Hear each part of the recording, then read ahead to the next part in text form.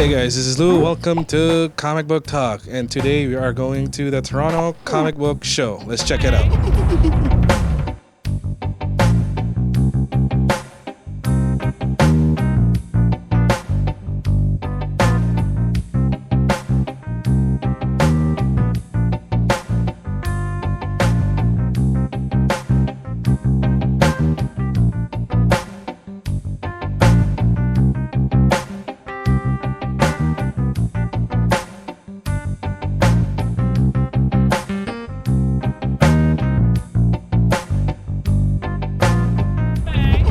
My name is Roy.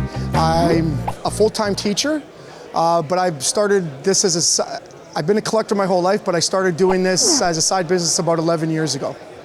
I've been actually one of the first comic book vendors at the Toronto Comic Book Show. I started off doing Rob, who is the owner's sports card shows, and I started bringing sports cards and I started bringing some comics, and eventually there was enough comic book dealers that Rob decided to open up the Toronto Comic Book Show. So I've been one of the original guys here. Well, the funny thing is I no longer have anything that I haven't sold, because once I started selling, being a collector sort of lost its appeal to me, so I've pretty much sold all the really, really big stuff that I have. So I have had Amazing Spider-Man 1 a couple of times, I've had Hulk 181 several times, I've had X-Men 1 a few times. Pretty much most of the keys I've had at one time or another, but I've sold them all. Movies, TV shows, all these announcements have a huge role. In fact, when I now start planning for the shows, I'm always looking at movie announcements. I'm always looking to see what's in production, because it plays a huge, huge role. And the more young people that get involved in the hobby, the more movies that come out, the more these characters come to life for them. Yes, I'm Roy's Paper Heroes on Instagram and Facebook, and I have a small shop in North Oshawa that I share with the Comic Doctor, who is a comic book pressing person out of Oshawa.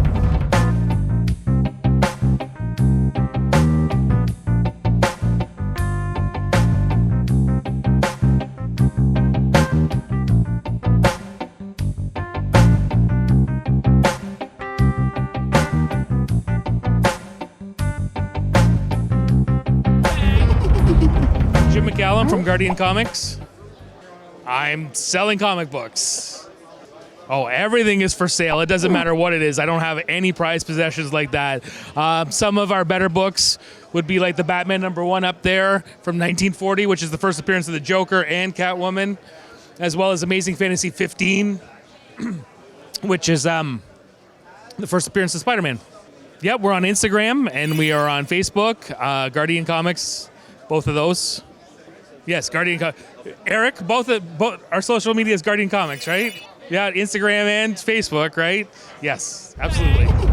Well, my name is Tyler Philp. Everybody around here calls me the Bat Cave. I've been doing this for about 4 or 5 years. Do primarily this show.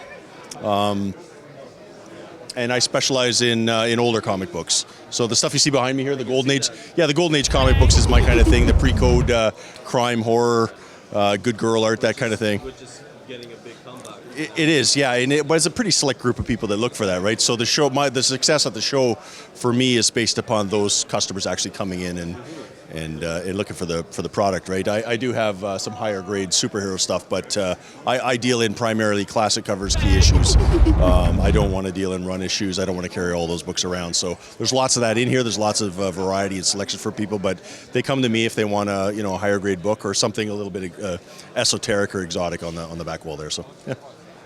I've sold many books that I regret selling. I wish I had them. This is an industry that's moving very quickly, and especially these Golden Age books.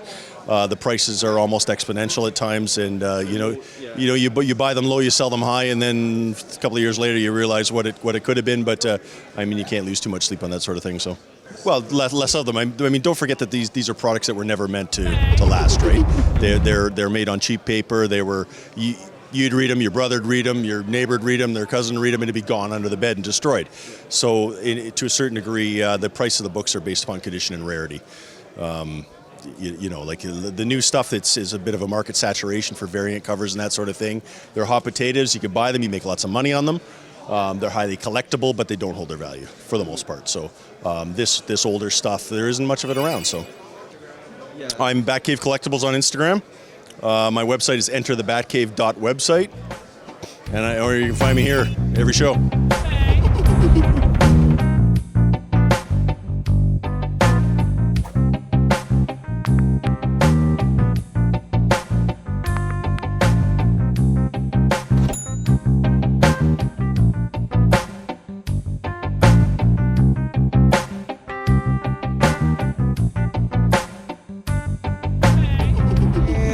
That is that. I hope you enjoyed what we showed you. Check out our socials down below, and we'll see you again soon. Peace.